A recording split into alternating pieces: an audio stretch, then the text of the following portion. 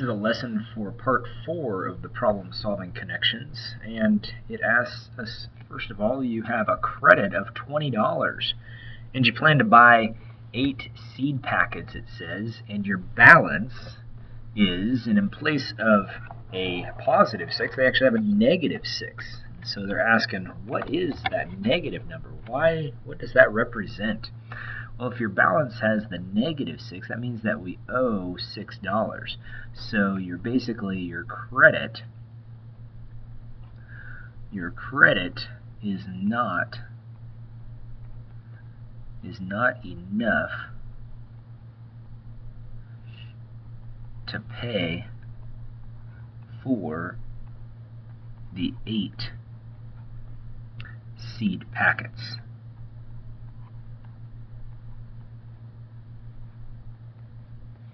So let's take a look at the next question. Next question says, suppose each seed packet costs X dollars.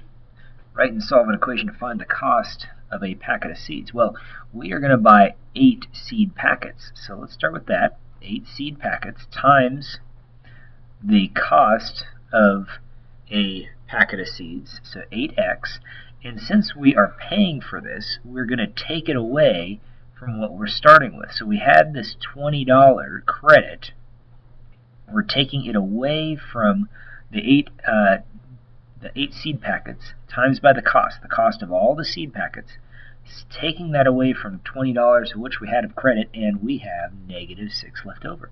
So that's the equation to match the problem. Now what they're asking for is go ahead and solve it to find out what is the cost of a packet of seeds. Well, let's go ahead and take away that 20 from all sides. And once we do that, we've got negative 8x equals negative 26. 26 because we had to add because we had the same sign. So from that point, now we're going to divide by negative 8. And once I do that, I get those negative signs to cancel. And so here I'm left with x equals, and I'm going to reduce this fraction a bit. I see that 2 goes into each of them. Just makes the division go a little faster. It makes 13/4. So then I just have to divide 4 into 13 to find out what that cost is going to end up being. So 4 goes into 13 3 times with 1 left over. Now I'm going to change it to a decimal. So bring that decimal point straight up. And 4 goes into 10 2 times. And that makes 8. Subtract, and I've got 2 left over. Add that 0, and it goes in 5 times evenly. And so from there, we've got it. $3.25 is the cost of a packet of seeds. The cost of a packet of seeds. So our next problem says, well, if you use the credit, how much will you include in your budget? So how much do we have to pay extra? Well, since we have a credit of $20, we're not going to pay that extra $20. But what we do have to pay is that extra $6. So we'll have to pick up that extra amount that is owed, and that will end up being $6. So you'll need an extra $6. So that would be that amount. Now we're moving on to part 5 of the lessons. Let's take a look at that. And it requires us to go back to some of the other parts and find out what the total cost is going to be. So it says the fence for the perimeter of the garden.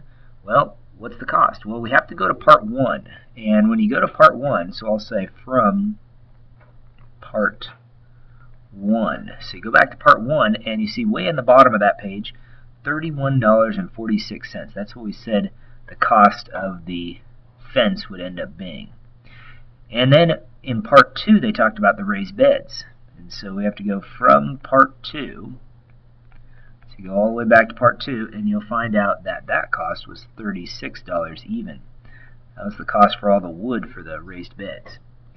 And then they talked about the seeds in part 3.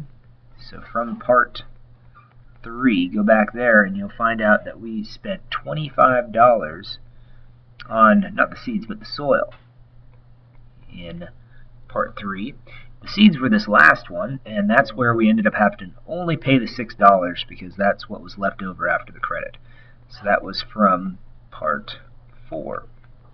And so from there, all we're doing is adding these numbers up. So the only change we have is that 46 cents, and then you're adding up these numbers here. So 1 and 6 and 5 and 6, that adds to make a 8. You have to carry a 1. And then we add these numbers up, that makes 4.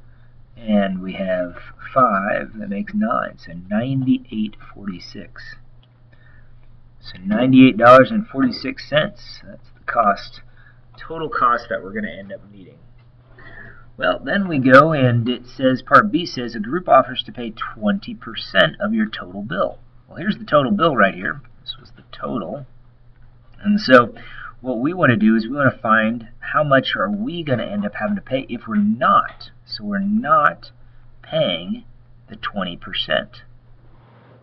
So what we're going to end up doing is we're going to end up taking the 20% from 100%. And that's going to give us 80%.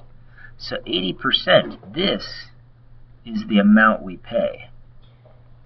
Amount we pay. So that's the amount that we're going to have to find. So to find 80% of our total, all we're going to end up doing is changing that 80% to a decimal. The decimal point just moves 2 spaces to the left, so it's going to be 0.8 or 0.80, I'll say. And then of just means we're going to multiply by the total, $98.46. So all we're doing is setting up that problem, 98.46 times by 0.8. So we go ahead and multiply that. Makes 48, 32 and 4 gives me 36. 64 and 3 gives me 67. And 9 and 8 give me 72, plus the 6 gives me 78. So I'm moving that decimal point 3 spaces over because there's 1, 2, 3 numbers after the decimal, and we've got this extra value here, this 8. So $78.76, but that 8 is going to round that 6 up. So we're going to go ahead and write down $78.77 is the amount that we'll need to budget. And those are the answers for parts 4 and 5.